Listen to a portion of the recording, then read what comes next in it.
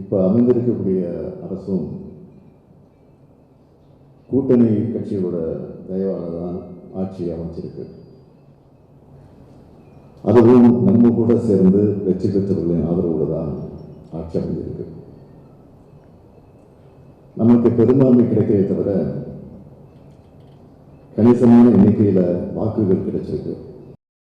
இப்படி ஆட்சியில் இருந்தவது தோற்ற போதெல்லாம் நாம் மிக குறைந்த இடங்களில் தான் வென்றிருக்கிறோம்.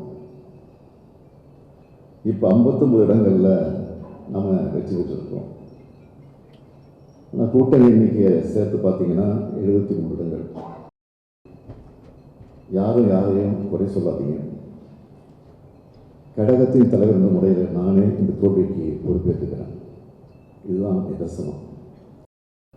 அதிமுக ஆட்கள் எப்படி நடந்துக்குவாங்கன்னு சொல்லவே தேவையில்லை. இந்த நிலைமையில் அடுத்து என்ன நடக்கணும்னு உறுதியாக சொல்லவே முடியாது. நம்மை பொறுத்தவரை சட்டமன்றத்தில் முறையான திறமையான கட்சியாக நாம் செயல்படுறோம்.